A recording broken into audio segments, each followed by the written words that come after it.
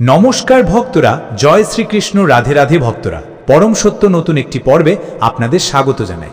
আশা করছি আপনারা সকলে ভগবানের কৃপায় ভালো আছেন এবং সুস্থ আছেন। রমা একাদশী ব্রত মা লক্ষ্মীর আশীর্বাদ লাভের শ্রেষ্ঠ দিন। সনাতন ধর্মে একাদশী তিথির গুরুত্ব অপরিসীম। প্রতি মাসে দুটি করে যে 24টি একাদশী আসে, তার মধ্যে কার্তিক মাসের কৃষ্ণপক্ষের একাদশীটি রমা একাদশী নামে পরিচিত। এই একাদশী ব্রত পালন করলে মা লক্ষ্মী প্রসন্ন হন এবং জীবনে সুখ সমৃদ্ধি আসে। এই বিশেষ দিনে ভক্তেরা নিষ্ঠা ভরে ভগবান শ্রীবিষ্ণু ও তার সহধর্মিণী লক্ষ্মী দেবীর পূজা অর্চনা করেন।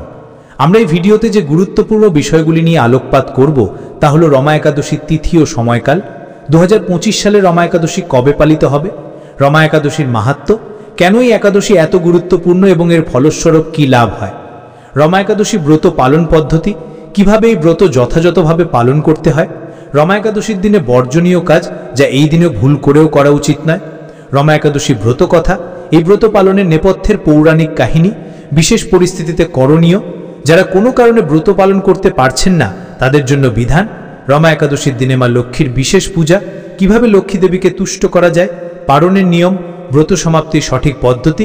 তাই আজকের ভিডিওটি খুব গুরুত্বপূর্ণ হতে চলেছে।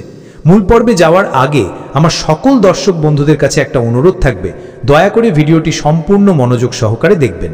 যদি ভালো লাগে তাহলে অবশ্যই একটা লাইক করবেন আর কমেন্টে ভক্তি ভরে লিখবেন জয় শ্রীকৃষ্ণ, রাধে রাধে। আমাদের পরম সত্য চ্যানেলটিকে সাবস্ক্রাইব করে পাশে থাকা বেল বাটনটি অন করে রাখবেন। তো চলুন শুরু করা যাক আজকের আলোচনা। রমা একাদশীর তিথি ও সময়কাল 2025। রমা একাদশী সাধারণত দীপাবলির কয়েকদিন আগে বা কাছাকাছি সময় পড়ে। এটি কার্তিক মাসের কৃষ্ণপক্ষের একাদশী তিথিতে পালিত হয়। 16ই অক্টোবর না 17ই অক্টোবর রমা একাদশী কখন পড়বে? একাদশী তিথি 16ই অক্টোবর সকাল 10:35 শুরু হবে এবং 17ই অক্টোবর সকাল 11:12 পর্যন্ত চলবে। উদয় তিথি অনুসারে 17ই অক্টোবর রমা একাদশী উপবাস পালন করা হবে। রমা নামটি মা লক্ষ্মীর অন্য একটি নাম। রমা একাদশী ব্রত ভগবান বিষ্ণুর পাশাপাশি দেবী লক্ষ্মীর কৃপা লাভের জন্য অত্যন্ত ফলদায়ী বলে মনে করা হয়।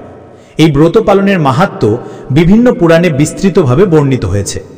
এই ব্রতকে কমধীনু এবং চিন্তামণির সাথে তুলনা করা হয়েছে, যা সমস্ত প্রকার মনস্কামনা পূর্ণ করতে সক্ষম।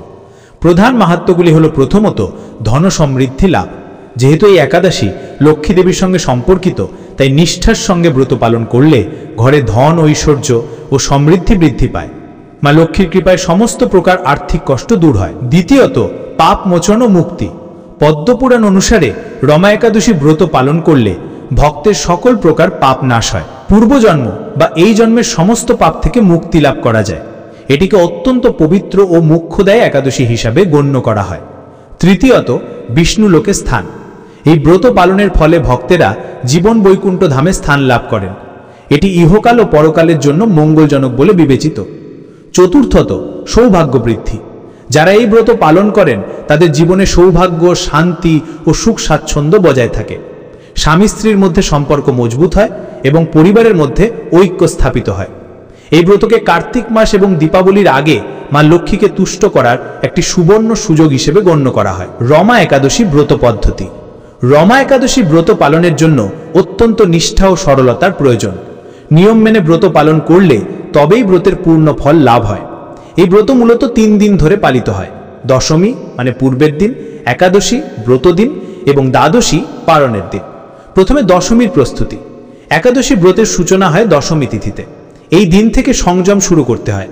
দশমীর দিন কেবল একবার সাত্ত্বিক আহার গ্রহণ করতে হয়। রাতের বেলা কিছু খাওয়া উচিত নয়। সন্ধেবেলা থেকে ব্রহ্মচর্য পালন শুরু করতে হয়।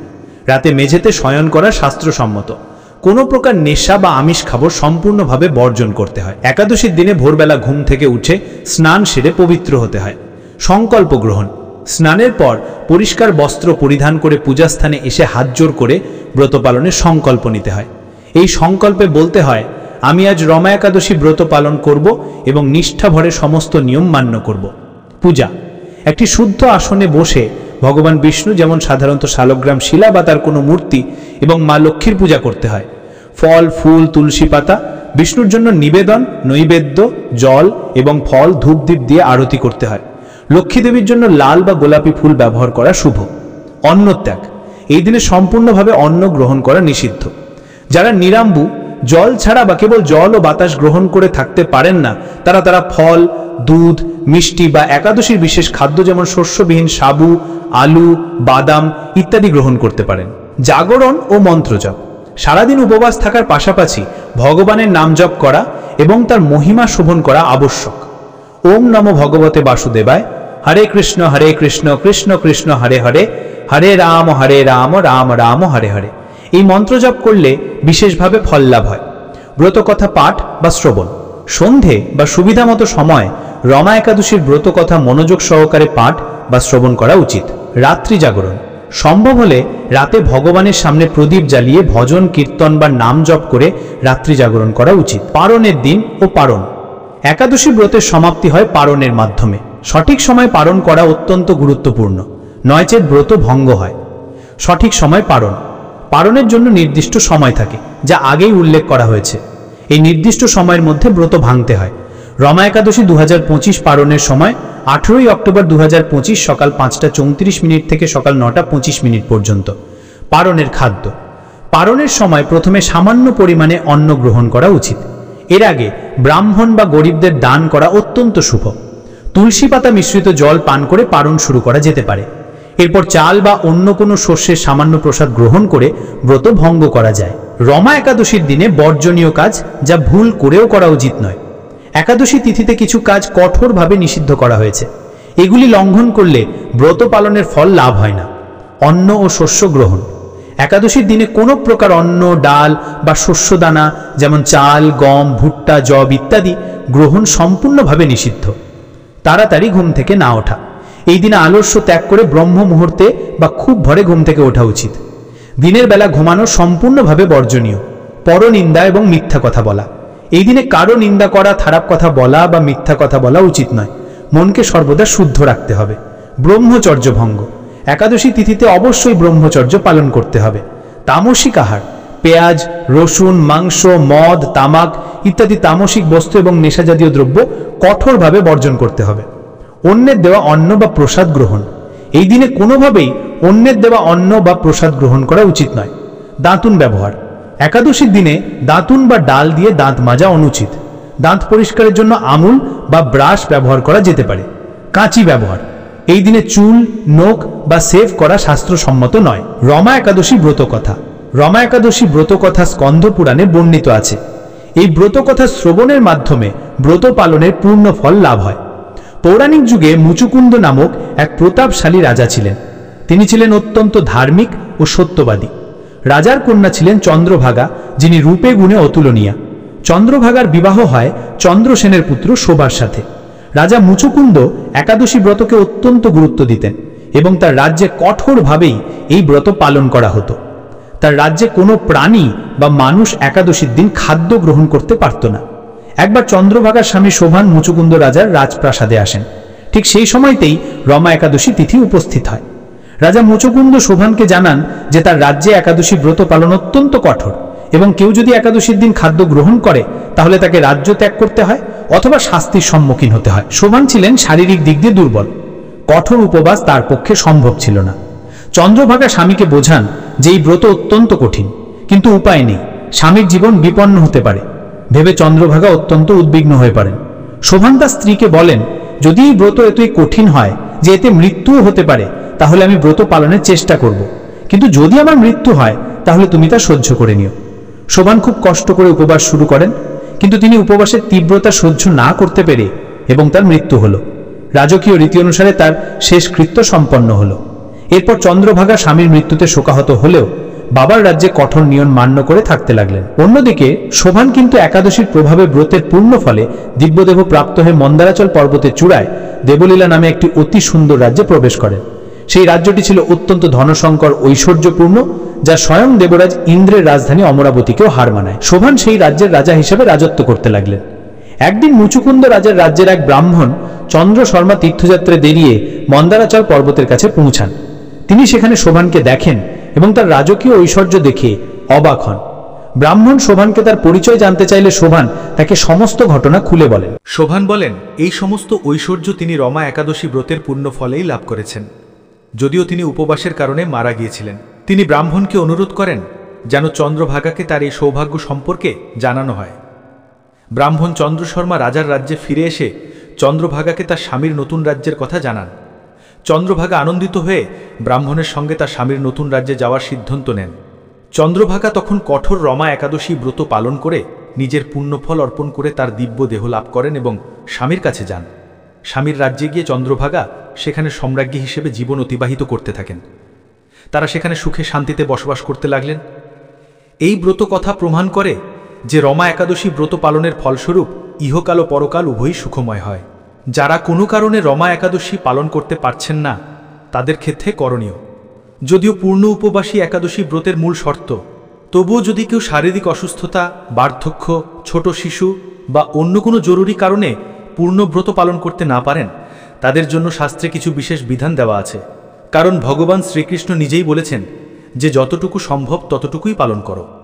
1. আংশিক উপবাস। যদি পূর্ণ উপবাস সম্ভব না হয় তবে কেবল জল বা ফলমূল গ্রহণ করে আংশিক উপবাস করতে পারেন। অনেকে একাদশীর বিশেষ খাদ্য যেমন সাবু, ফল, দুগ্ধ জাতীয় খাবার খেয়ে উপবাস পালন করেন। এটি পূর্ণ উপবাসের মতো ফলদায়ক না হলেও ব্রতের মর্যাদা রক্ষা করে। 2. অন্ন বর্জন। যদি একান্তই উপবাস করা সম্ভব না হয় তবে অন্তত একাদশীর দিন অন্ন ও শস্য সম্পূর্ণরূপে বর্জন করা উচিত। শুধুমাত্র একাদশীর ব্রত বিধিসম্মত খাবার গ্রহণ করা যেতে পারে। 3. নাম জপ ও শ্রবণ। উপবাস করতে না পারলেও এই দিনের মূল লক্ষ্য হল ভগবানের স্মরণ ও মনন। তাই যতটা সম্ভব নাম জপ করা, ভজন কীর্তন করা, ভাগবত বা গীতা পাঠ করা এবং ব্রতকথা শ্রবণ করা উচিত। এটি উপবাসের থেকেও অনেক বেশি গুরুত্বপূর্ণ। 4. দান ও সেবা। এই দিনে সাধ্যমতো ব্রাহ্মণ বা অভাবী মানুষকে অন্ন, বস্ত্র বা অর্থ দান করলে পুণ্য লাভ হয়। জীব সেবাই শিব সেবার অংশ। 5. মানসিক সংকল্প। মনে মনে সংকল্প নেওয়া উচিত যে পরিস্থিতির উন্নতি হলে পরের একাদশী ব্রত অবশ্যই পূর্ণরূপে পালন করা হবে। মনে রাখবেন, এই দিনে আন্তরিক ভক্তি সবচেয়ে বড় বিষয়। বাহ্যিক নিয়মের চেয়ে মানসিক শুদ্ধতা ও ভক্তি ভগবানের কাছে বেশি গ্রহণযোগ্য। রমা একাদশীর দিনে মা লক্ষ্মীর বিশেষ পূজা। রমা একাদশী যেহেতু দেবী লক্ষ্মীর নাম বহন করে, তাই এই দিনে বিষ্ণু পূজার পাশাপাশি মা লক্ষ্মীর বিশেষ পূজা করলে ঘরে স্থায়ীভাবে লক্ষ্মীর আগমন ঘটে। পূজার উপকরণ। পূজার স্থানে লক্ষ্মী দেবীর মূর্তি বা ছবি স্থাপন করুন। একটি ঘিয়ের প্রদীপ জ্বালান। লাল বা গোলাপি রঙের ফুল, পদ্ম ফুল যদি সম্ভব হয়, সুগন্ধি, ধূপ, মিষ্টি, ফল এবং কড়ির মালা বা দক্ষিণা হিসেবে কিছু অর্থ নিবেদন করুন। মন্ত্র জপ। লক্ষ্মী দেবীর মন্ত্র যেমন ওং শ্রীং হ্রিং শ্রীং কমলে কমলালয়ে প্রসিদ প্রসিদ শ্রীং হ্রিং মহালক্ষ্মী নমঃ মন্ত্রটি 108 বার জপ করুন। ধন ধান্য নিবেদন। এই দিনে মা লক্ষ্মীর সামনে চাল, ডাল এবং কিছু মুদ্রা রেখে পূজা করা হয়, যা পরবর্তীতে প্রসাদ হিসেবে ব্যবহার করা হয়। এটি ঘরে ধনধান্য বৃদ্ধির প্রতীক। লক্ষ্মী নারায়ণ যুগ্ম পূজা। এই দিনে বিষ্ণু ও লক্ষ্মীকে একসঙ্গে পূজা করা উচিত। এর ফলে লক্ষ্মী ও নারায়ণ উভয়েরই আশীর্বাদ লাভ করা যায়। রমা একাদশীর পালনের নিয়ম। সঠিক সময়ে পালন করা ব্রতের একটি অবিচ্ছেদ্য অংশ। একাদশী ব্রত পালন সাধারণত দ্বাদশী তিথির প্রারম্ভে করা উচিত। 1. পালনের সময়সীমা। ভালোভাবে জেনে নিন এবং তার মধ্যেই পালন করুন, যা আগেই উল্লেখ করা হয়েছে। যদি দ্বাদশী তিথি সূর্যোদয়ের আগেই শেষ হয়ে যায় তবে সূর্যোদয়ের পর পালন করা যেতে পারে। পালনের নির্দিষ্ট সময়ের আগে বা পরে পালন করলে ব্রত ভঙ্গ হয়। 2. পালনের পদ্ধতি। নির্দিষ্ট সময়ে স্নান সেরে পরিষ্কার হয়ে ভগবানের কাছে ক্ষমা চেয়ে ব্রতের ফল তাকে সমর্পণ করতে হয়। 3. আহার। পালনের শুরুতে অল্প পরিমাণে অন্ন যেমন চাল বা গম গ্রহণ করতে হয়। তুলসী পাতা মিশ্রিত জল পান করে পালন শুরু করা অত্যন্ত শুভ। এরপর সাত্ত্বিক আহার গ্রহণ করা যেতে পারে। রমা একাদশীর দিনে তুলসী মহারানীর ভূমিকা ও তার আরাধনার বিশেষ নিয়ম। তুলসীকে বৈষ্ণব ধর্মে লক্ষ্মী দেবীর প্রতিরূপ এবং ভগবান শ্রীহরির অত্যন্ত প্রিয় হিসেবে সম্মান করা হয়। একাদশী তিথি স্বয়ং ভগবান বিষ্ণুকে উৎসর্গীকৃত হওয়ায় এই দিনে তুলসী আরাধনার গুরুত্ব বহুগুণ বেড়ে যায়। রমা একাদশীর দিনে তুলসীকে পূজা করলে সরাসরি লক্ষ্মী ও নারায়ণের আশীর্বাদ লাভ হয়। তুলসী মহারানীর মাহাত্ম্য ও রমা একাদশীর সংযোগ। সনাতন শাস্ত্র অনুযায়ী যেখানে তুলসী গাছ থাকে সেখানে স্বয়ং ভগবান শ্রীহরি বিরাজ করেন। তুলসী পাতা ছাড়া বিষ্ণু পূজা অসম্পন্ন। যেহেতু রমা একাদশী লক্ষ্মী নারায়ণের পূজা, তাই তুলসী আরাধনা এই ব্রতের পূর্ণতা এনে দেয়। 1. লক্ষ্মী স্বরূপ। তুলসীকে দেবী লক্ষ্মীর অংশ মনে করা হয়। রমা একাদশী যেহেতু মা লক্ষ্মীর রমা নামেই পরিচিত, তাই এই দিনে তুলসীকে পূজা করা আসলে মা লক্ষ্মীরই আরাধনা। 2. রোগ মুক্তি। শাস্ত্রে বলা হয়েছে তুলসী পাতা সেবন করলে বিভিন্ন রোগ থেকে মুক্তি পাওয়া যায়। একাদশীর দিনে উপবাসের সময় তুলসী পাতা গ্রহণ করলে তা শরীর ও মনকে শুদ্ধ রাখতে সাহায্য করে। 3. বৈকুণ্ঠ প্রাপ্তি। তুলসীর কাছে প্রার্থনা করলে ভক্তের পাপ নাশ হয় এবং মৃত্যুর পর বৈকুণ্ঠ ধামে স্থান লাভ হয়। রমা একাদশীর দিনে তুলসী পূজার বিশেষ নিয়ম। রমা একাদশীর দিনে তুলসীর যত্ন ও পূজার জন্য কিছু বিশেষ নিয়ম পালন করা উচিত। তুলসীর স্পর্শ ও পত্র আহরণের নিয়ম। তুলসীর স্পর্শে নিষেধাজ্ঞা। প্রচলিত বিশ্বাস অনুযায়ী একাদশী তিথিতে তুলসী পাতা ছেঁড়া বা তোলা সম্পূর্ণরূপে নিষিদ্ধ, কারণ একাদশী দিন তুলসী দেবীও ভগবানের জন্য উপবাস করেন এবং বিশ্রাম নেন। এই দিনে তাকে স্পর্শ করা অনুচিত। পূর্বের দিন সংগ্রহ। যদি একাদশীর পূজার জন্য তুলসী পাতার প্রয়োজন হয় তাহলে দশমী তিথির অর্থাৎ একাদশীর আগের দিন সন্ধ্যার আগেই প্রয়োজনীয় পাতা সংগ্রহ করে রাখতে হবে। ঝরে যাওয়া পাতা ব্যবহার। একাদশীর দিন যদি কোনো পাতা আপনা আপনি ঝরে যায় তাহলে সেই পাতাগুলি ভালোভাবে ধুয়ে ভগবানের চরণে নিবেদন করা যেতে পারে। ঝরে যাওয়া তুলসী পাতা অপবিত্র বলে গণ্য করা হয় না। পূজা পদ্ধতি 1. তুলসীর কাছে প্রার্থনা। একাদশীর দিন সকালে স্নান করে পরিষ্কার পোশাকে তুলসী মঞ্চের সামনে দাঁড়িয়ে প্রণাম করতে হয়। প্রথমে তাকে ওং নমো ভগবতে বাসুদেবায় মন্ত্র জপ করে জল নিবেদন করুন। 2. প্রদক্ষিণ। তুলসী মঞ্চকে অবশ্যই 11 বার বা 21 বার ঘড়ি ধারে ঘোরার বিপরীতে করতে হয়। প্রদক্ষিণের সময় ভগবানের নাম জপ করতে থাকুন। 3. সন্ধ্যা প্রদীপ। সন্ধ্যায় তুলসী মঞ্চের সামনে অবশ্যই একটি ঘিয়ের বা তেলের প্রদীপ জ্বালান। এই প্রদীপের আলো দেবী লক্ষ্মীর আগমনকে সূচিত করে এবং বাড়িতে সুখ সমৃদ্ধি বজায় রাখে। প্রদীপ জ্বালানোর সময় তুলসী দেবী ক্ষীর সাগরে জন্মগ্রহণ করেছিলেন, তিনি ভগবান বিষ্ণুর হৃদয় হরণ করেছেন, সেই তুলসী দেবীকে মার প্রণাম, এই ভাব নিয়ে প্রার্থনা করা উচিত। 4. তুলসী আরতি। সম্ভব হলে সন্ধ্যায় তুলসী আরতি করা উচিত। আরতির সময় শঙ্খ ও ঘণ্টা বাজানো শুভ। রমা একাদশী ব্রত হল পুণ্য সঞ্চয়, পাপ নাশ এবং জীবনের ধন সম্পদ ও শান্তির আগমন নিশ্চিত করার এক শ্রেষ্ঠ উপায়। এই দিনে নিষ্ঠা ও ভক্তির সঙ্গে ভগবান বিষ্ণু ও দেবী লক্ষ্মীর আরাধনা করলে ভক্তের সকল প্রকার মনোবাঞ্ছনা পূর্ণ হয়। আসুন আমরা সকলে আন্তরিকভাবে এই ব্রত পালন করে মা লক্ষ্মী ও নারায়ণের কৃপা লাভ করি। ওং নমো ভগবতে বাসুদেবায়। প্রিয় বন্ধুরা, ভিডিওটি দেখে যদি ভালো লেগে থাকে এবং উপকৃত হয়ে থাকেন তাহলে অবশ্যই একটি লাইক করবেন। এতে আমরা নতুন ভিডিও বানানোর জন্য অনুপ্রেরণা পাই। আর কমেন্টে শ্রদ্ধা ও ভক্তি ভরে একবার অবশ্যই লিখবেন জয় শ্রীকৃষ্ণ, রাধে রাধে, জয় মা লক্ষ্মী। এরকম তথ্যমূলক ভিডিও নিয়মিত পেতে আমাদের পরম সত্য চ্যানেলটিকে সাবস্ক্রাইব করে পাশে থাকা বেল বাটনটি অন করে রাখবেন, যাতে এই রকম তথ্যমূলক গুরুত্বপূর্ণ ভিডিও আপনারা নিয়মিত দেখতে পান। সকলে ভালো থাকবেন, সুস্থ থাকবেন। আপনার উপর ঈশ্বরের কৃপা সদা বর্ষিত হোক। জয় শ্রীকৃষ্ণ, রাধে রাধে, জয় মা লক্ষ্মী।